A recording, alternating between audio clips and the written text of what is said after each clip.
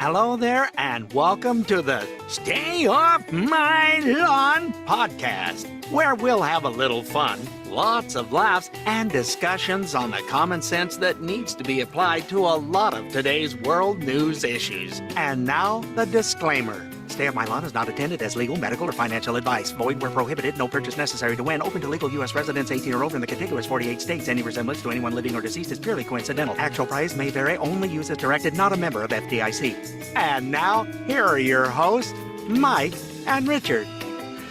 I get so nervous before this starts. Welcome to I this was week's looking forward to some medical advice. Crap, now we're not intended to do that. No. We'll give it. It's just not any good. I don't mind giving it.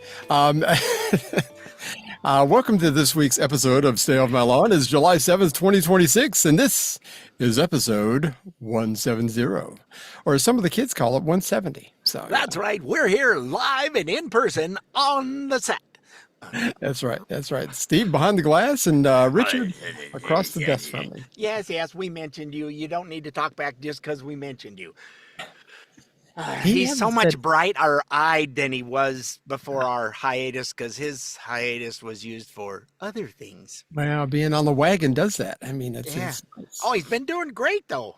We haven't had any issues. It's been terrific. I know. As a matter of fact, I keep forgetting it's there.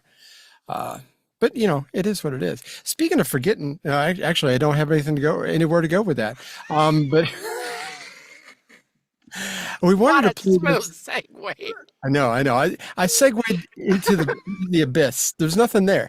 But there is something. I wanted to play a video as we started off. Richard and I we follow these ladies on YouTube.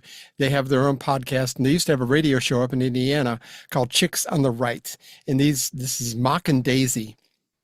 These two ladies are fantastic, and they find these clips all over the internet, and sometimes we strip some of these clips from them, but we're going to play the whole video for you. If you're watching us on Spotify or on Rumble or YouTube, then you'll be able to see this, but otherwise the audio is very good on this, but it's two different Americas, and how these two young people about the same age see things so differently, and I think you're going to like this. It's not very long, but let me share my screen. And I don't see my share screen anymore. Where's my share screen? There it is. Yeah, you have to go to the more. Oh, that. Yes. All right, hang on. One bar, two Americas. I'm not the brightest crayon in the box, you know what I'm saying? I'm the second person in my family to get a bachelor's degree. I'm like trash. You ghetto at the same time. I did move back to this area out of like financial necessity. I love this place. We're a different breed out here. I was finishing a PhD. I was working a couple of different jobs. And so I did move back in with my parents. I work all the time, I'll tell you that. I finished it over a year ago, and I've not been able to find a job and move out. I work 6 weeks, 7 days a week, 12 hours a day. That's what I do. I have a book that's being published about neoliberalism and work.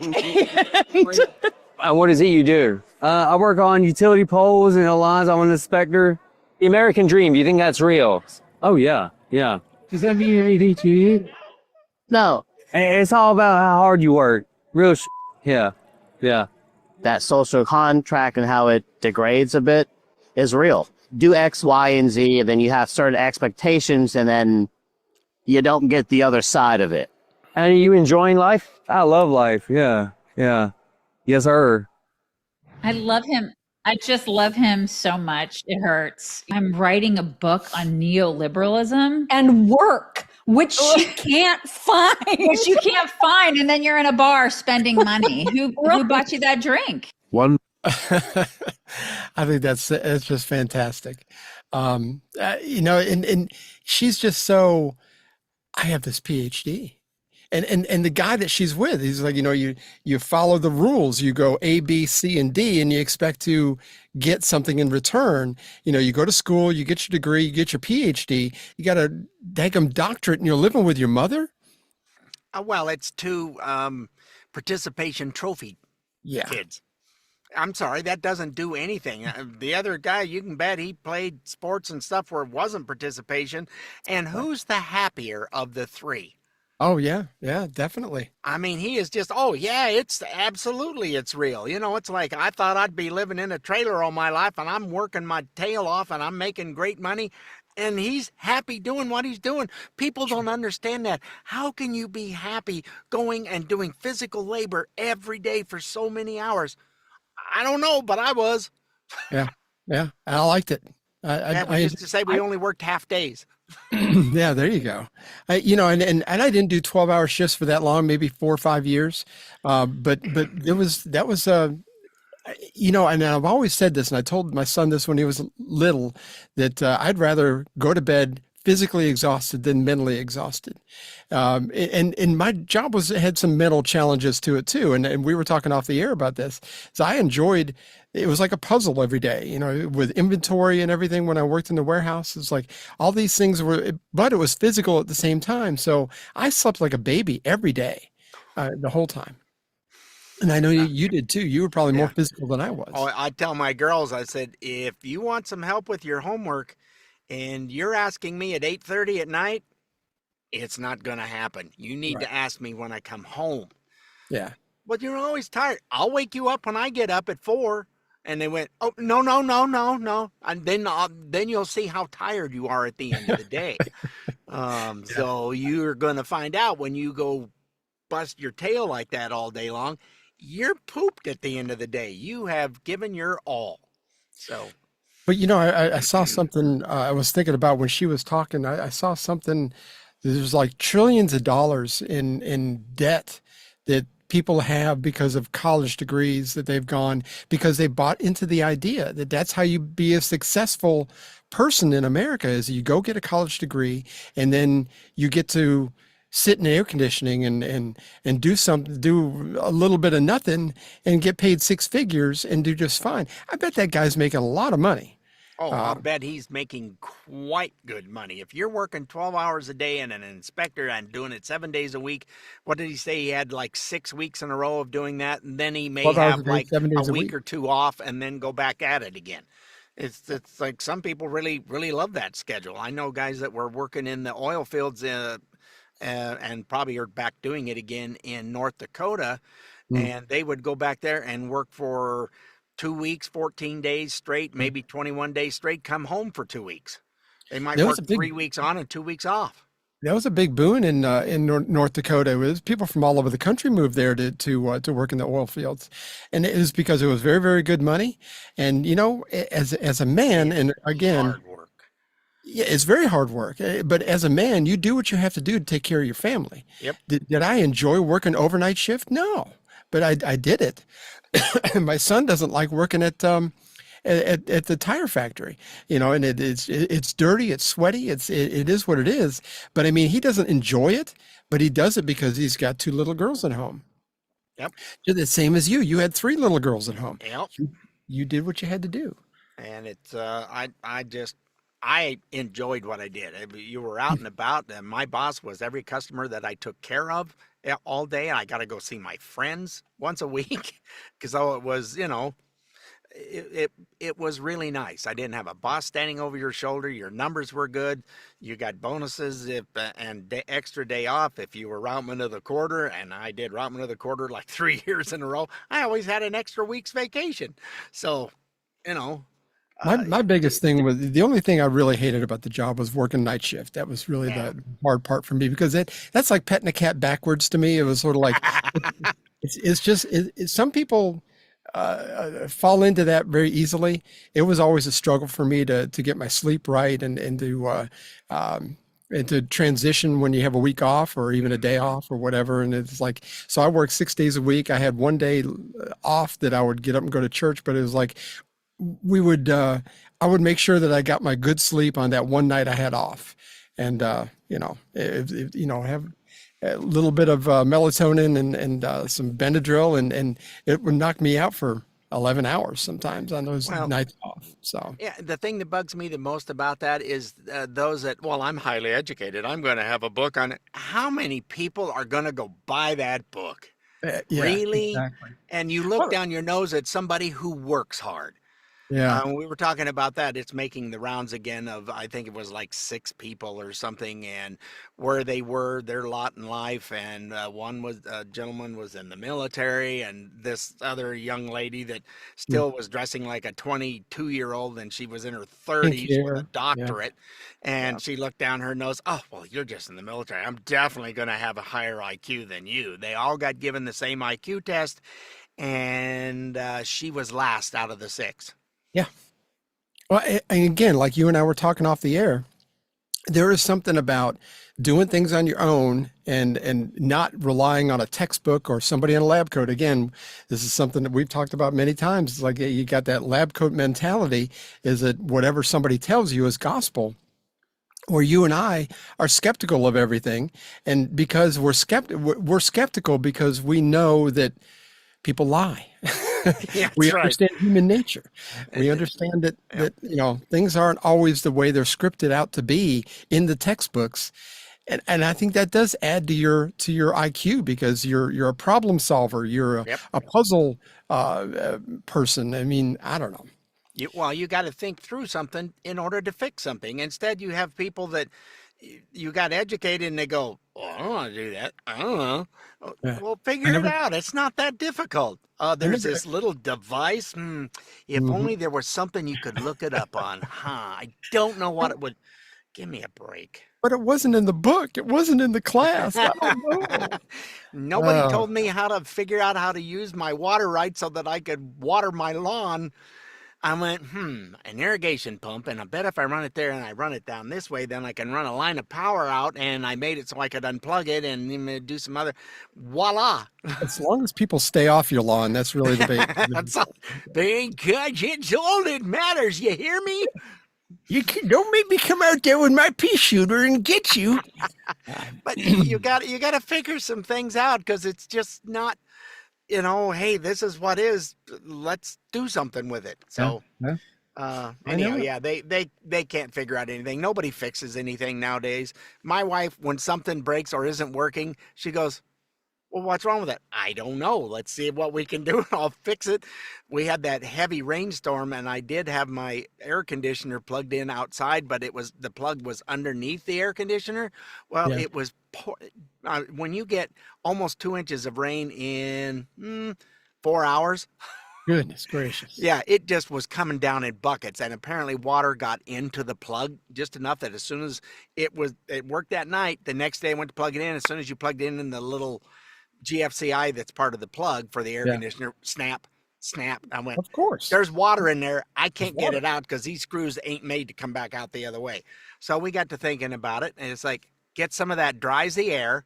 She found a deal where it comes in little square packets like this in a tray, and put it inside a plastic bag, sealed it up except for where the cord comes out, and just left it in there for like 2 days. Like a damp went- rid type thing, right? Yeah, that kind of deal. And I went, well, it's been in there 2 days. If it hasn't drawn out, I said, some of these little crystals are a little hard, so it's got moisture from somewhere. Yeah. So I went, well, let's see. Boom. There you go. It works. I didn't have to go buy a new one. A lot of people would have went, well, the air conditioner's ruined. I guess we'll buy a new one. No, I'll fix it first. I have taken fans apart we've had for 15 years, taking it all apart. The last time the wife goes, well, it's not turning again. I said, dear, it's done. I said, I did everything. I mean, I had the motor clear apart, the armature, the whole everything, lubing stuff up. You can only do it so long, but I'll figure it out. Yeah. It's broke. Let's fix it. We got a little toy Jeep that the girls can ride on. Oh, that, I saw that in one of your pictures. Yeah, we had sitting in the garage for the last, because they were afraid of it when we first got it. And now that they're 3, I thought, well, and it worked great, but all of a sudden it wouldn't work. I'm like going, you got to be kidding me. And we got it actually for free. We bought something at somebody's yard sale, and they said, would you have a use for this? I'm like going, yeah. So I bought it to put a battery in it, and it worked great. And now, because it sat in my garage, I guess the humidity, the heat, or whatever, something melted. We got a cold solder joint. We got something. So I replaced the battery again, because the battery wouldn't charge up past 7 volts. So it needed to be 12. And then I replaced the two of the modules that were in it because everything I read said it's probably one of those. So, and they were like $15 a piece, so it's no big deal. So I bought those on Amazon. They came in, I put them in, still doesn't work. So now I'm kind of like, I got my hands up in the air and I was like, do I give it to somebody and let them deal with it? Because the girls are still afraid of it. So I'm like, because by the time they're not afraid of it, they're going to be too big for it. So I mean, 'cause they're like 30 pounds now. So anyway, I have something like that. It drives me insane. I will know. mess with it, and same thing with a problem with the computer. I will wake up thinking about it. I'll wake up in the middle of the night. You lay in If I bed and tried not that. sleep because you're thinking about it. You got to get up and do something. That sucker's not gonna beat me, damn it.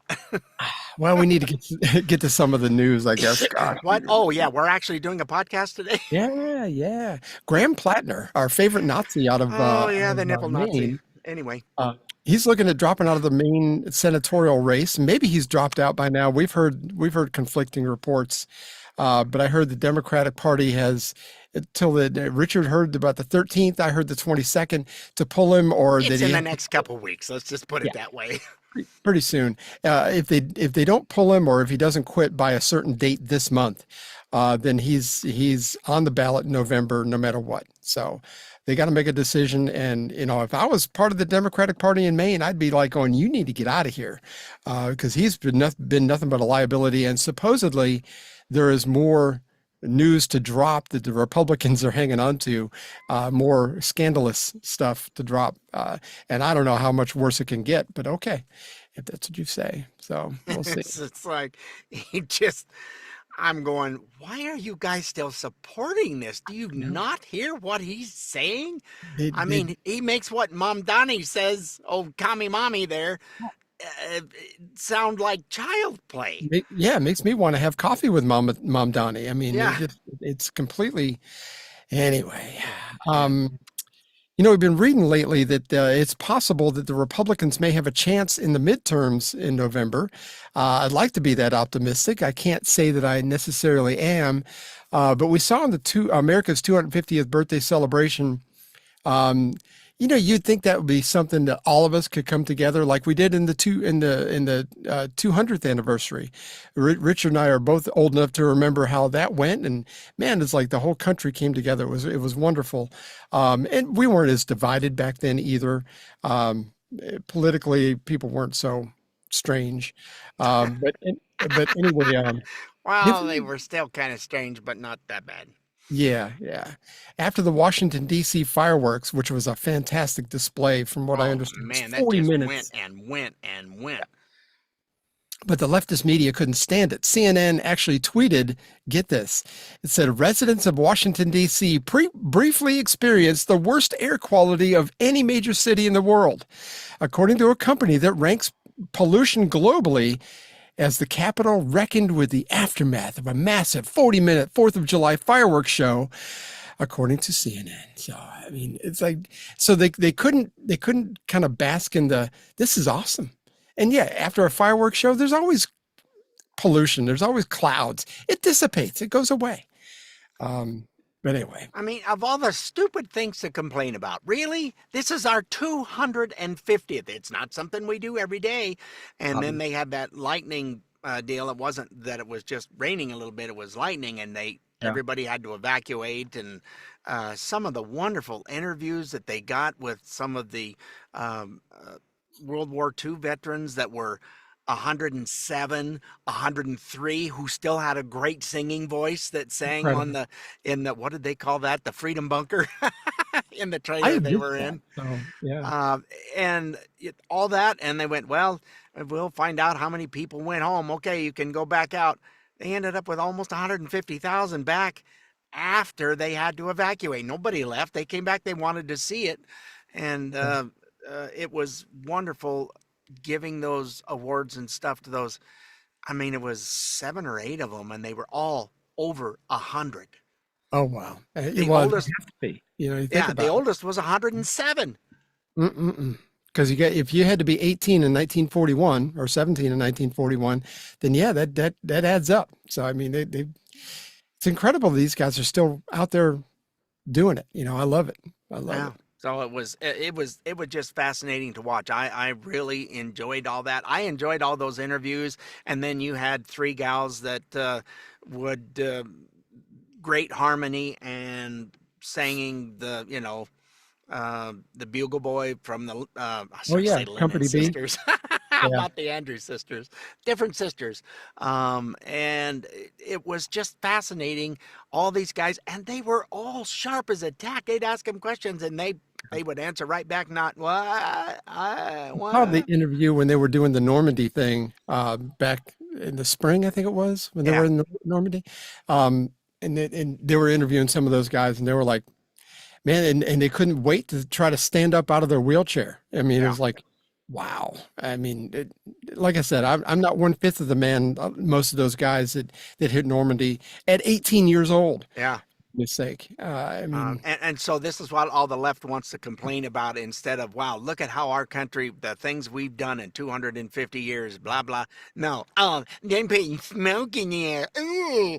Oh, give me a break. speaking of CNN, on their July 4th special, actually the night before the July 4th special, they had Andy Cohen and Anderson Cooper drinking beer on the air, which I thought that was kind of strange. But you know, I was just hoping they weren't going to kiss. But they asked comedian Dave Chappelle an excellent question. He gave an excellent answer. Here's that. Hey, Dave, you are you are so emblematic to the idea of the power of free speech. Sounds like Kamala. Tell me tonight, as we look at the 250th anniversary of this country, drunk, right? why you are proud to be an American, and how do you view our country today? Boy, that's a loaded question. Now I see why Trump gets mad at y'all all the time. Why would you ask me that? All right. No, I got an answer for that. I don't agree with everything that our government does, but the one thing that I really consistently believe in that I love about being an American is my countrymen.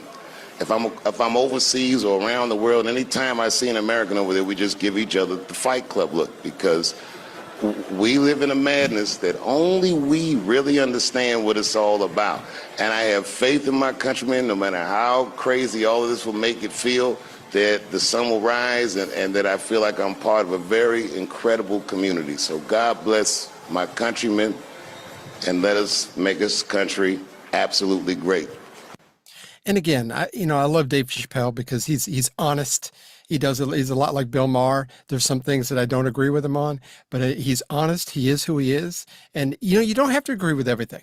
I mean, it's not a club you join. I mean, being an American, we are. I don't know. Did you like? Okay, and did you? Oh, you didn't. Well, we'll get back with you. The committee will meet. Yeah. It's not like the Democrats. It's not what they do. Wait, you didn't? What? And easily one of our favorite congressmen, Brandon Gill. Oh, he's got to be. I just love it when there's any clips on him. It's like, oh, it's Brandon. Oh, yay! Who's he gonna rip now? In the last year, I have grown such an affinity for this guy. I mean, he's fantastic. He was asked on the Ruthless podcast about the Democratic platform, and on this same note, he summed it up pretty well. Here it is. Should we end fraud or should we not? Is Somali immigration good for America or is it not? And it should be a very easy question to answer. But the beauty of where we're at now is the left is so ideologically connected to really insane ideas like mass migration, as Trump says, transgender for everybody. We start trying to stop fraud in Ohio. We start trying to expose it, and they will just instinctively take the other side no matter what. Yeah. I mean, we saw that yesterday, and they're, instead of being serious about the fact that we're losing like $1 billion just in Ohio alone, just in this home health services sector alone, they're going to go the other way and focus on the fact that it's Somalis doing it and they want to protect the Somalis. So it puts us in a really easy position. I hope he's right. I mean, again, the only people they're reaching is the ignorant or willfully ignorant people that, well, they're just doing this because of racism. I don't care if they were purple and they were doing it. Same thing. You're a problem. I really don't. Then it would be, I love you. You love. Yeah, it's going to be Barney. Oh, you do a good Barney. That's good. Oh, thank you. My girls did not care for him at all. Oh, So. my son loved him. My son loved him. He had a Barney he slept with. There we go. Goodness. No, he's probably going to hate me for saying that. But any of the children's stuff that we would look at as adults and go, boy, and he's talking down to them. They didn't care for that at all. Really? Yeah. Yeah. That's so good. It's not my doing. It's them going, So. Yeah. And you know that. And speaking of the ignorant, Patty Murray, who's a senator from Washington State. Yes. And by the way, we were talking off the air. I think her dentist needs to be burned at the stake. if he even exists. Google this lady and check out her teeth. That's all I'm going to say. And maybe it's dark roast and just neglect. I don't know, but it's really, really bad. Anyway, she's upset that Elon Musk has not been paying. Well, put it this way. She made a tweet the other day, and she said, Elon Musk, the literal richest man on the planet, the world's first trillionaire, is paying the same amount in Social Security taxes as an electrician who makes $185,000 a year. That's outrageous. Richard, tell her what she's won. Have I got a mouthful for this moron. I'm sorry, maroon. Wait a minute. We have that. Hang on a second. I think we have that. Let me see. You did. We do. Gosh, I love that. Here we go. What a maroon. What an ignoramus. There we go. Anyway, sorry. Yes, the People's Republic of Washington is just getting horribly, horribly bad. They're just they told California, oh really? Here, hold our beer. Let us show you what we're gonna do. And they're running off businesses faster than they can get. At any rate, she's saying that Elon Musk, she not bothered to look at the rules. It's capped at $185,000, period. So if you're making $184,500, you're right up. That's where it's capped at. And if they're both making $185,000, that's $500 over the cap. Right. So yeah, they're going to pay the same, but they don't pay the same, and I'll explain that to you as well, because it's just not something I saw. This is just me and my. This is an opinion brought to you by. Anyway, it is a podcast of our opinions. So if she thinks that's all Elon pays, I got news for her, dumb arse. He has roughly 100. I've seen numbers from 160 to 165,000 employees that he employs through his various ventures that he has going on, SpaceX and all of that. And of those 160-ish thousand employees, guess who has to pay what the employees pay? He has to pay the same amount of Social Security as the employees pays for each and every one of those people. He has created 160,000 jobs. What has she created? Misery and pain. Yeah, and they're not minimum wage jobs. These guys are. So a lot of those guys when you're talking SpaceX and all of those, and the other job things that he's got that are way over my head. Nobody else is being that innovative. You can't be innovative in these communist countries because you're not getting anything for it. You're getting the same as everybody else, whether you're really good and innovative or you suck. Doesn't make any difference. And again, I think that she's preaching to the people who either are ignorant or willfully ignorant by even using the $185,000 mark. She obviously knows the framework of how that works. Oh, she was slammed so hard immediately.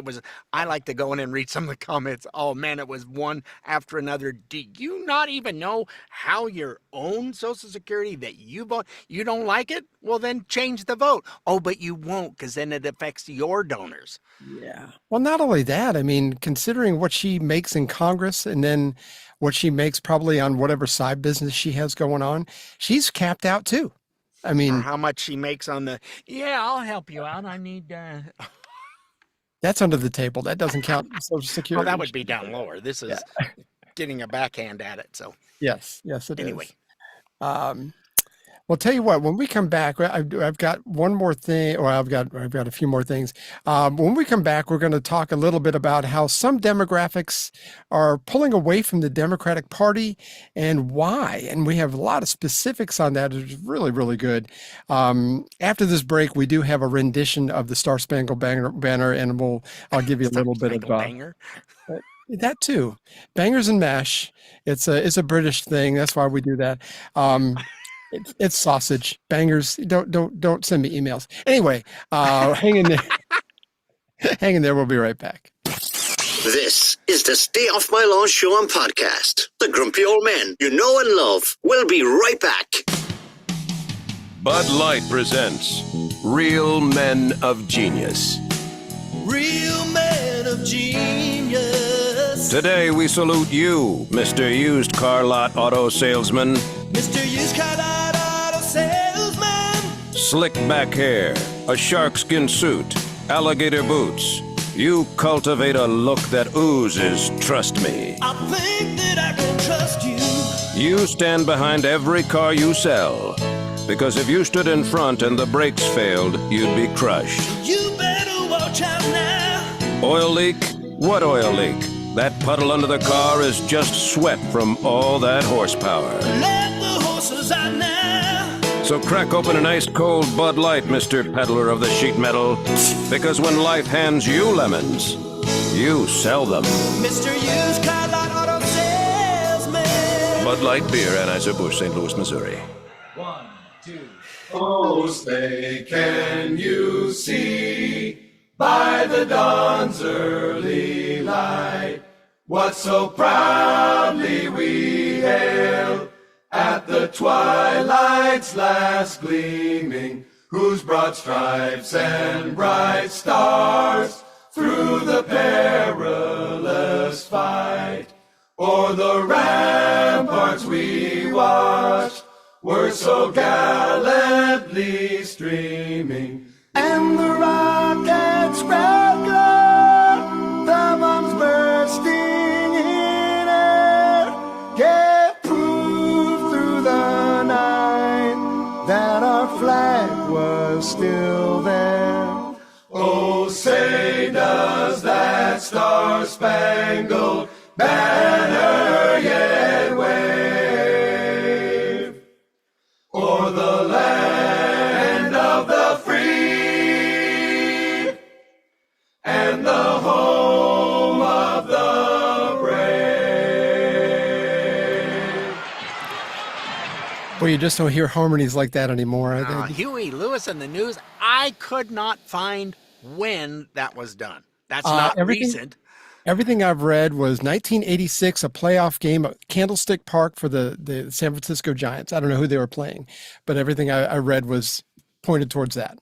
So okay, that sounds about right. When he was a hot item, and that group they did that so well. It was nice to see something like that. It's making the rounds again. Yeah, so exactly. I can't believe that was 40 years ago. Just incredible. I mean, it's only like 10 or 15. It's mid-80s. It seems like it to me, yeah. Anyway, a lot of what was the solid Democratic demographics are seeing changes. There's an account called Black Card Decline. And this lady is really, really good. And she summed up how if you're black and you have to basically flush your common sense down the toilet in order to stick with the Democratic Party, and she brings the receipts. We'll put it that way. Man, she is good.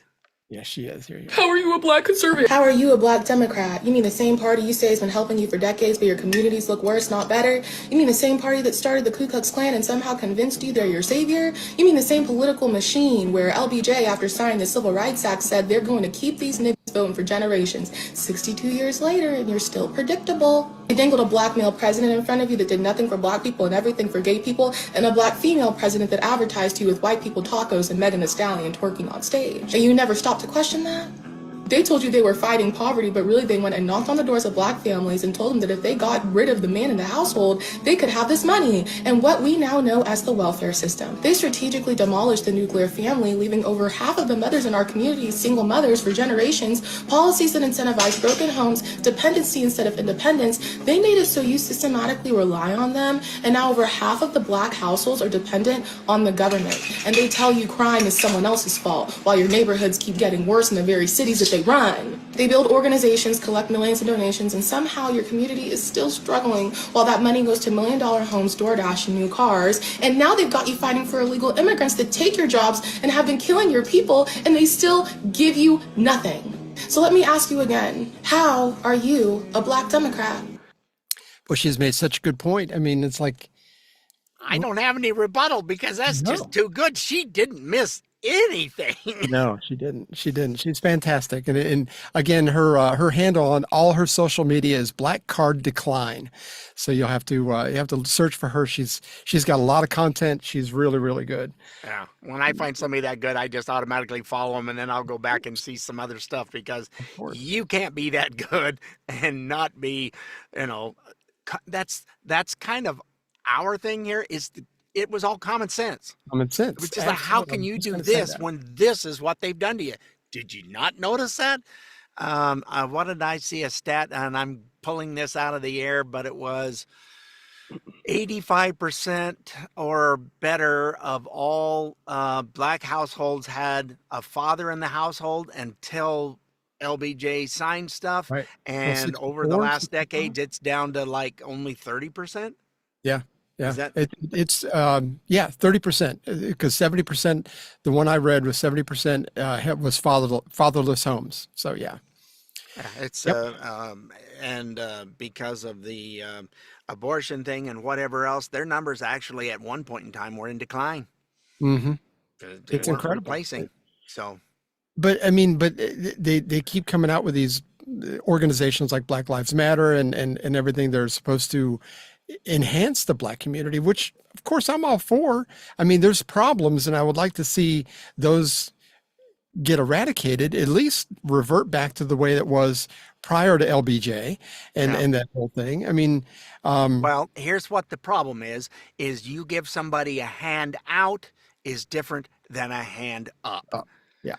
You take away their dignity when you just keep dumping things in their hand, or you're doing something nice for somebody just because that's different than you mean I can just sit on my butt and not do anything? And we were talking off air about that, and I believe that Americans are getting really tired of all of our taxes going to people who just sit on their butts and don't want to work. At one point, I haven't heard Trump say much about it, but I think he'll be coming back to it, is you need to be working 20 hours a week. I'm not asking for the moon. I'm just saying you're an able-bodied person, and we're not talking about everybody. We're talking you're an able-bodied person. You need to be out there doing something. I don't care if it's volunteer work. I don't care if it's going and cleaning up a park after an event, something. You've got to do something for 20 hours a week to try and get, your astute ideology, whatever, up, that you're feeling better about yourself because you did something, instead of just sit there and eat bonbons and how you can find one of these consoles to play games on that are not cheap and sit around and do that all day. I don't get it. Oh, I know. We had to go to. Well, I was just going to say that, since I got out of the military, when I first got out, I got 2 jobs. So I was working at the radio station. I would get up at 4:30 in the morning to get to the radio station and work from 5 to 9. And I was a morning show producer. And then when I left there at 9 o'clock, I had to open I was managing a camera store that I worked from 10 o'clock until I had to get there early, but 10 o'clock until sometimes close at 9 o'clock at night.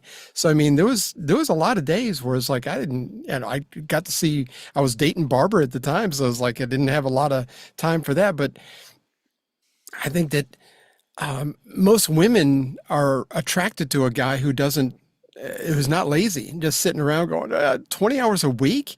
Man, I would have killed for 20 hours a week for at least a week back then. I mean, 20 hours a week. I did that, just one of the jobs. Yeah, so, There were times with somebody wouldn't come in and you had to do something, or a special had to be run.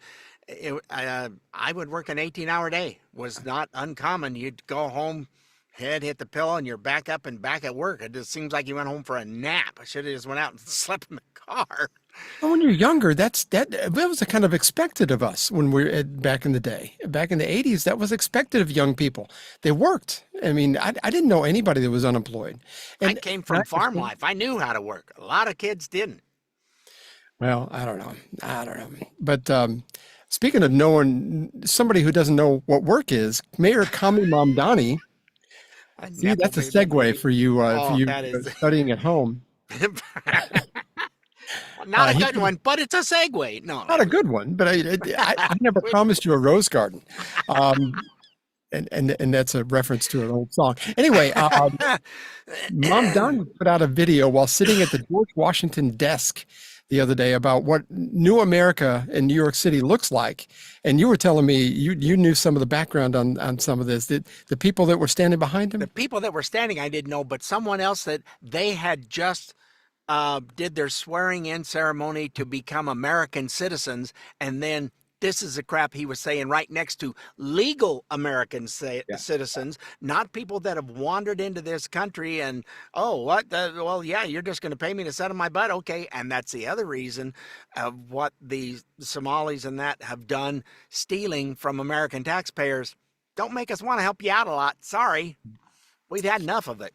And we were talking off the air too about the World Cup and how that team was such an amalgamation of immigrants or people that want to be an American that were not born here, a lot of them, but they have pride in their country, something that a lot of natural born Americans don't have. It was a great picture of what America truly is. Yeah, it was really neat. These people were from literally all over the country, from California to the East Coast. There was 2 of them from El Paso, Texas. Yep. They're just everywhere, every walk of life you could think of, and they all played together as a team. And it's amazing when you're all working for the same purpose, what you can accomplish, as opposed to, trying to divide everybody is not working. That's socialism. And former LA mayoral candidate Spence Pratt. Yeah. I can't speak today. I need more coffee. Coffee, please.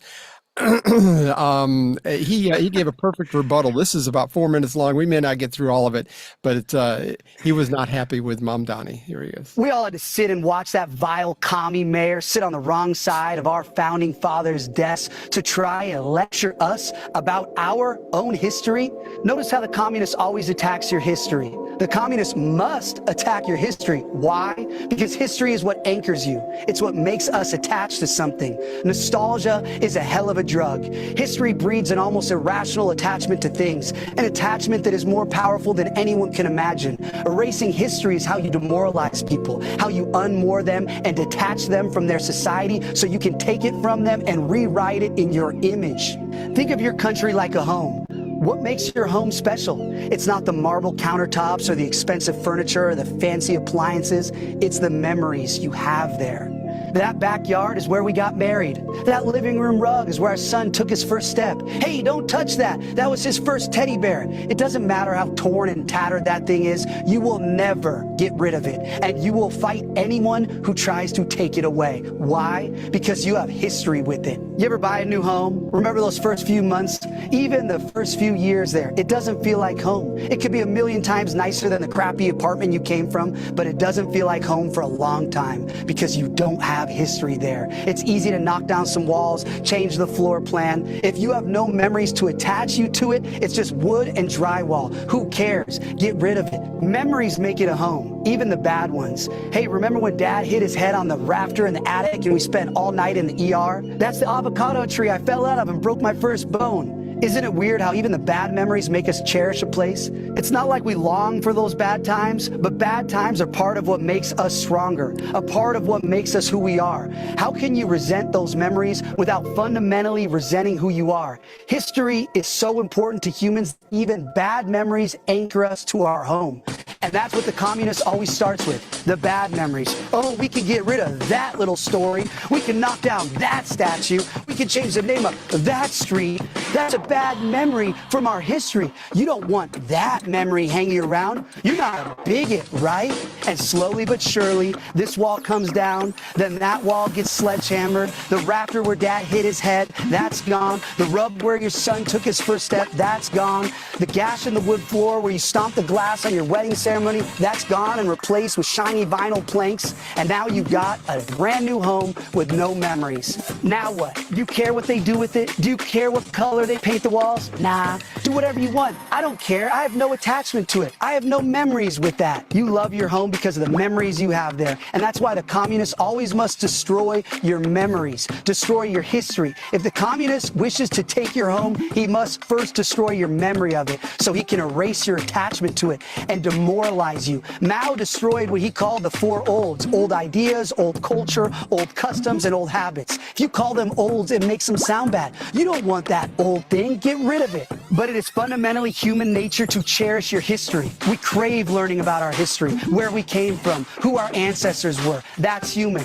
But communism is an evil, anti-human religion, so it must destroy what makes us human. The communist destroys your history so he can take your home and rebuild it in his image. That's why it's your patriotic duty to celebrate today unashamed. It's okay to love America. Not only is it okay to love America, it's necessary to love America. We are the only bulwark against tyranny on this earth. When Europe descends into madness time and time again, it's our sons who cross the oceans to fight and die for freedom and human dignity. We don't let evil people destroy our history and rewrite it in their image.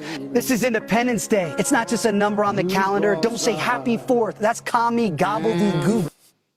I love it. He goes on for a little while longer, but I think that he's got a future in politics. I think he's so well spoken and he's so right on everything. And he's so commonsensical.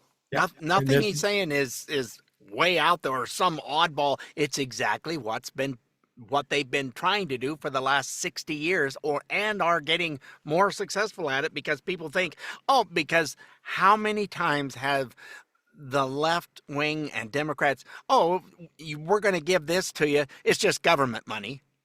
Yeah. Well, where does the government get their money from? They don't have a business. They don't have any means of selling and getting. They weren't. They are now through tariffs and stuff. That's causing everybody's pocket to go. It hasn't happened. I would rather pay, and that's not everybody isn't paying on the tariffs. If you decide you want this item that's tariffed, that's on you. You didn't have to buy that. And if you don't want to buy it, you don't buy it. Right. But if pretty soon you don't have income tax that you're having to pay, and you don't have the IRS to have to answer for what you've worked hard for, I'm telling you all this, we'll just give you. Well, the give you comes from everybody's pockets.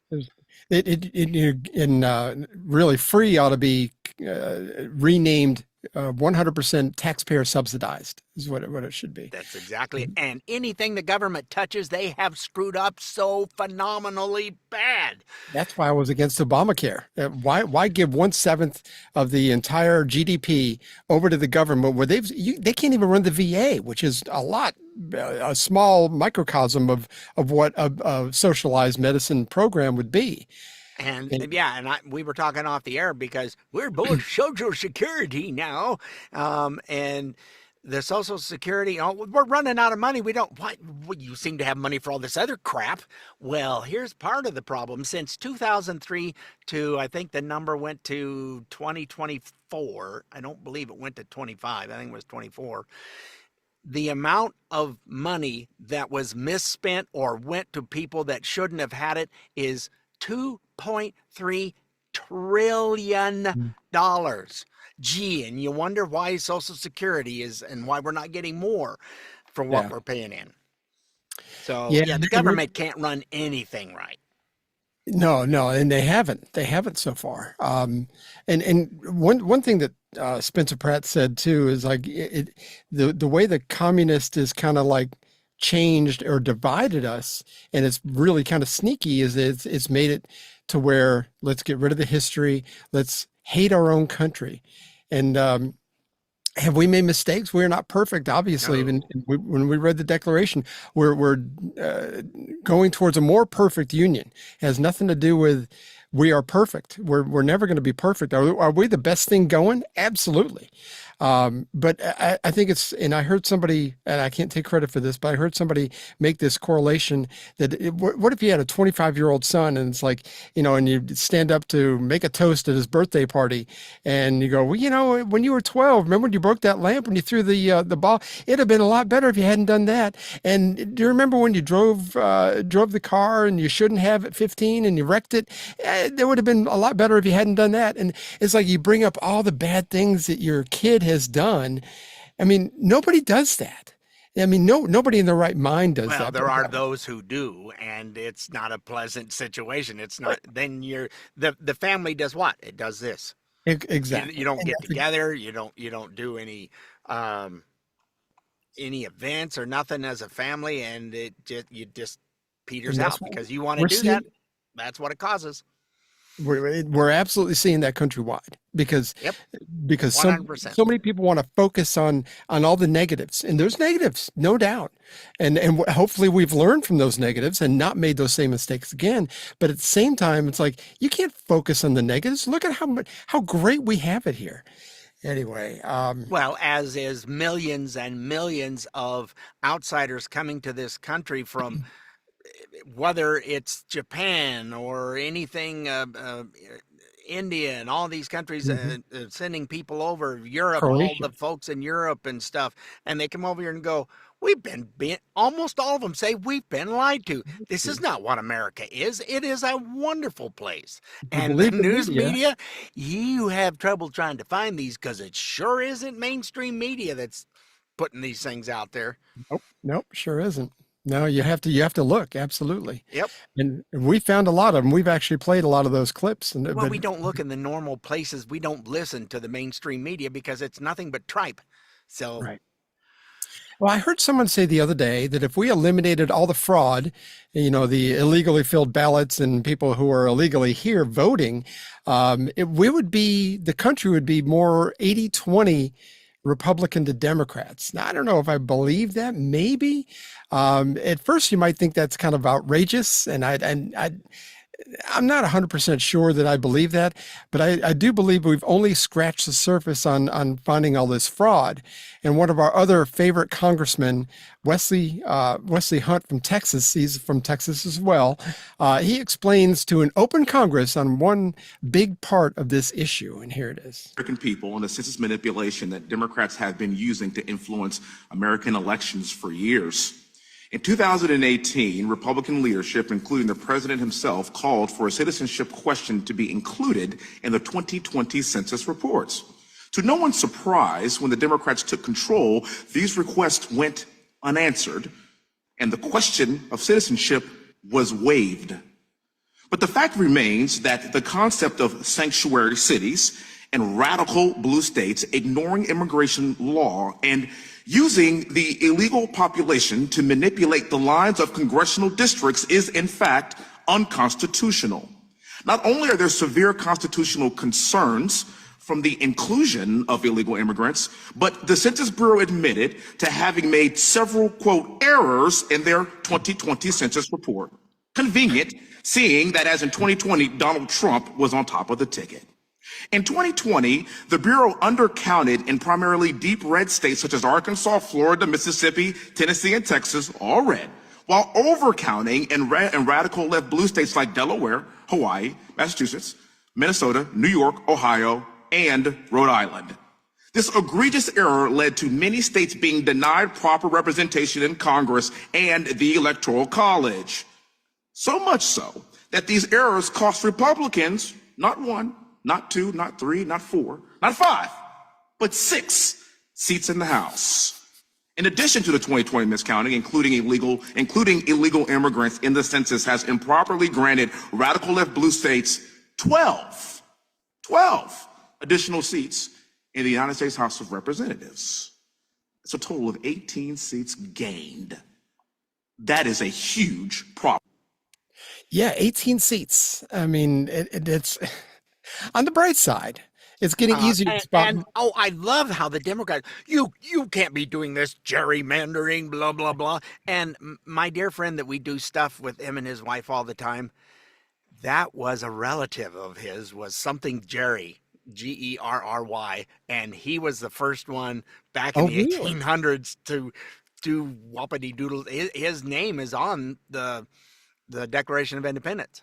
Oh, really? Interesting. So, yeah. So I went, wow, I don't know if I'd want to claim him or not. Yeah. Like Benedict Arnold or something. You don't want that. But, and we've talked about it before. If you want to look at a gerrymandered pile, go to Illinois. Good Lord Almighty. You can't, really? And what about you? We're not talking about us. It's like, really? You see that map, it looks like a 3-year-old drew it. It's like, can't you stay within the lines? Just incredible. Just incredible. But he's so right. And that if we get rid of a lot of that fraud that he's talking about, 18 seats is huge. That's a big swing in the other direction in the House of Representatives alone. And we've already talked about previously that the whole Northeast, there's no House of Representatives Republicans from that area at all. We've not one. So, and I think a lot of that is gerrymandering. A lot of it is illegals voting. A lot of it is illegals being counted in the census, just like Wesley Hunt said. I think these are good points. Yeah, that's why they're upset.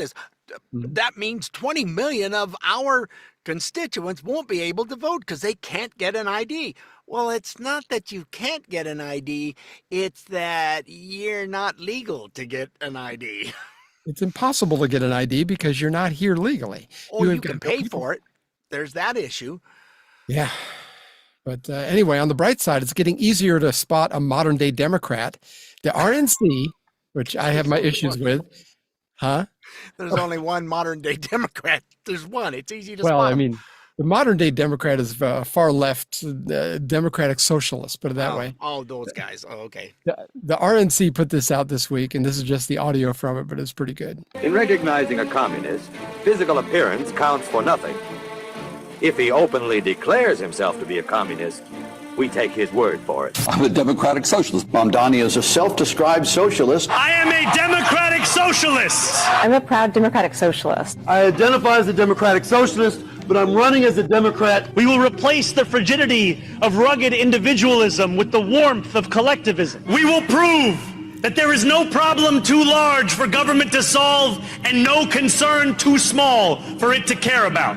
If a person consistently reads and advocates the views expressed in a communist publication, he may be a communist. If a person supports organizations which reflect communist teachings, she may be a communist.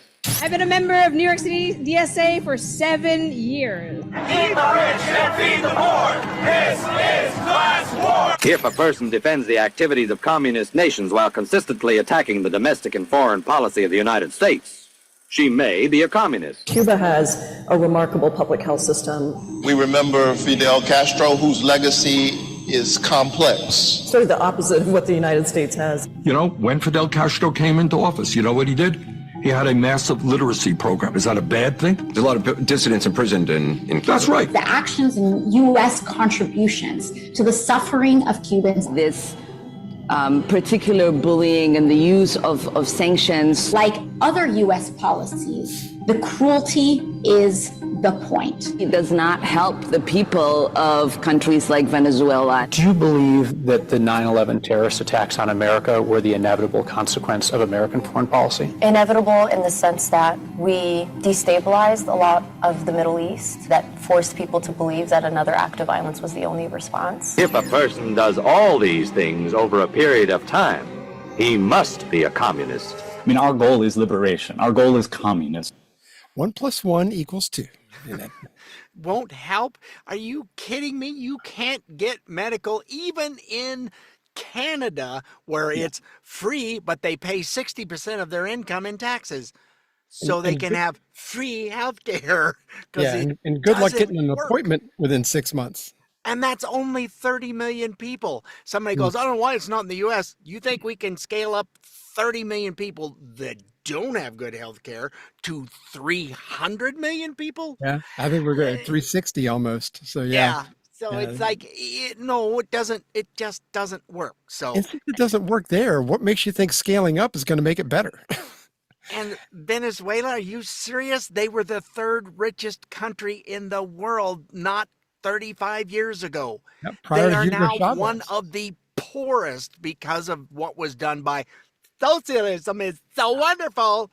Well, people bought into it, and we're seeing the same thing here today. It's almost the exact blueprint. Because they don't teach about capitalism, how it benefits. It is the one thing that has pulled more people out of poverty than anything for all of humankind. But you have to be motivated.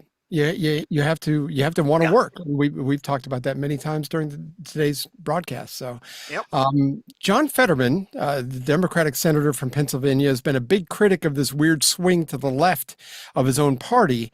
And we talked off the air about this. It's like, one of my favorite governors here in Georgia was a Democrat. The only Democrat I've ever voted for was Zell Miller. And he actually spoke at the RNC a few years after he left the governorship here. And one of his big phrases was, and it's been used by other people since then, is that I didn't leave my party left me. And John Fetterman, I think, is kind of in the same situation. Some Democrats are now calling him a closet Republican. Even Van Jones from CNN sees that as kind of ridiculous. And here's his, which I'm surprised. Every once in a while, the broke clock is right twice a day. So here's Van Jones from CNN. Look, I think he is a moderate Democrat, and that should not be illegal in this party. My God, you have to agree on 100% of 100% of the Berkeley, California agenda to be a Democrat? It doesn't make any sense. Like, it just shows you how nutty things have gotten, that somebody who wants to stick up for Israel and doesn't want an open border somehow now has to be a Republican. That's completely insane. And that's just two of the issues. He's not for all this transgender for everybody and the whole thing. I mean, Fetterman's got some common sense, which is what we adhere to. I was telling somebody about the podcast just the other day, and it's like, we've had a lot of, I've not heard some criticism necessarily, is that it's just so partisan. It's really not partisan, because you and I, we like to adhere to common sense, as opposed to, and one party just seems to be a lot more for common sense than the other. Yeah. So. One is, what? There's no way. What are you talking about? Yeah, there just isn't any. No, not at all. We got one more story to get to, and I know we're over a little bit this week, but that's okay. We keep reading that a lot of the industry and jobs are moving to the southeastern U.S., and I know it's happening in Idaho too, but specifically here in the southeast, we're getting a big influx of people where I live. I mean, the population is exploding. And because of a lot of industry, there's just a lot of people being brought in that are working in these factories. There's solar panel factories, there's battery factories for Hyundai vehicles. There's all kinds of new stuff. But some people are calling it the boom belt. And if you never heard of the boom belt, which I had not before I saw this. That was a new term for me when I saw that also. Yeah, this is a podcast called Destination Better Life. And this is based in Florida, but they ran all the numbers, and they got some very interesting numbers on how the Southeast is doing as compared to the rest of the country and the world, really. Here's that. When we talk about the boom belt, they're talking about 11 states: Alabama, Arkansas, Florida, Georgia, Louisiana, Mississippi, North Carolina, Oklahoma, South Carolina, Tennessee, and Texas. And these 11 states combined, they are second in GDP to only the U.S. and China. That's amazing. They've captured 70% of the U.S. population growth. 57% of all new jobs in the country are in these 11 states. So what you're saying is, in roughly 20% of our country, more than half, 57% of new jobs are falling within that less than 20% group. That's correct. And 700 households move in every single day into these 11 states. So that's why I'm saying, if you're concerned about your income, I think You come on down here, you get started. Yeah. And I think amazing things and amazing doors are going to be opening in Florida, one of the leading states of the boom belt. Yeah, Florida leads the charge, as we've been talking about. Its economy is $1.7 trillion. That's the fourth largest in the United States. So if you took our state and chopped it off the country, which I wouldn't want to do, Yes. but if you took it and chopped it off the country, Yes. we would be the 15th strongest nation Yep. economically. Yes, the 15th largest economic power in the world. Hard to believe. Is Florida. That's amazing. Yeah. So, I mean, and really with all the 11 states that they mentioned, I mean, it's an incredible part of the economy. And you see states like Illinois and California and New York, I mean, they're dwindling and we're thriving. So, I mean, and what's the difference? We are just in the valley area that I live in. There have been in the last like 12 years, something I was reading about, we've got over 240,000 have moved in. Well, you got a little small area and you have that many people dumped in. Phew, that would have been at the time almost doubling the population of the area. And they complain about, oh, the traffic here is just as bad as it. Oh, really? Then go back because you're part of the problem. Yeah. Well, and when it grows that fast, your infrastructure, especially highways, You just can't keep build up. roads quick enough, people. Nope. I'm sorry, it wasn't built for this. And we don't have the housing to house a lot of these people. We've got apartment we probably had, I think when I moved here in the early 90s, I think we had maybe 4 apartment complexes in a whole area. I mean, there's got to be 20 now. Yeah. I mean, it's incredible. It's the only thing they can build fast enough to put people into. I mean, and they can't afford the housing because those that have moved in came from an area where at the time housing was worth a whole lot more than it was here. And they were buying 2 and 3 houses at once from the sale of one home where they came from. Yeah. So yeah, it's it is growing. We went from when I was in high school, the population of the state was less than 1 million. We're now over 2 million. So we'll probably be getting another seat in the House. Yeah. Yeah. I mean, we probably will be getting another one too. Cause I think we're at like 12 million for the state. I mean, it's incredibly, it's growing a lot, especially you get down towards Atlanta and we just had to go down there yesterday and the traffic was just like, we have one part, it's 3 lanes in each direction. And it's back to, you're just stopped dead. Once it gets down to 8 lanes, it opens up a little bit, but 8 lanes in each direction. I mean, you think you're in Southern California. It's crazy. Well, after all this today, let's clean out with Pappy G, right? He's the 75-year-old Army vet from West Texas that you found, and he's got all these little things that are, 2.5 minutes a pop or something? They're very short. Just over 2.5 minutes, and it's really, really good. So here's this week's Americana about a soft drink, and here we go. In 1885, in a small drugstore in Waco, Texas, a young pharmacist named Wade Morrison had a problem. His soda fountain was fine. His customers were happy, but a new young employee, a curious, restless fellow named Charles Alderton, kept tinkering with the syrup combinations behind the counter, mixing this with that, adding a little of this, cutting back on that, scribbling notes, starting over. He was chasing a flavor, something different, something nobody had ever tasted before, and one afternoon, he found it. He slid a glass across the counter to Wade Morrison and said in effect, "Tell me what you think." Morrison took a sip. He told Alderton to make another one. The regulars of Soda Fountain caught on fast. They'd drop into one of those old spinning stools, slap the counter and say, "Shoot me a Waco." That was what they called it, a Waco. Not exactly a name for the ages, but it was honest and it was Texas. And everybody knew what you meant. Nobody could quite describe what it tasted like. Wasn't quite fruit, wasn't quite cola, wasn't quite anything they already knew. But they kept coming back for it. Word spread to other soda fountains. Other pharmacists wanted the syrup, and just like that, almost by accident, the oldest major soft drink in America was born right there in Waco, Texas. Eventually, it needed a real name. Morrison called it Dr. Pepper. Why?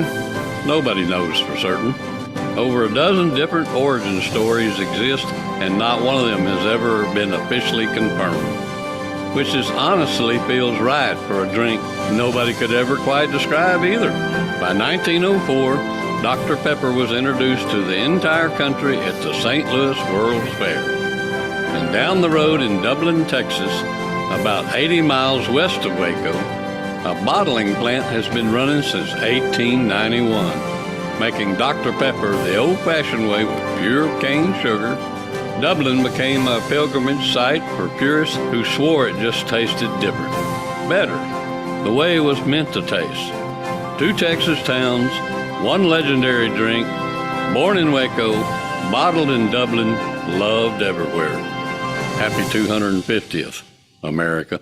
Now, it's something I never got a taste for, but I know that you really? like. It's one of my. I drink very little soda pop. I say soda pop because some parts of the country it's soda, some parts it's pop.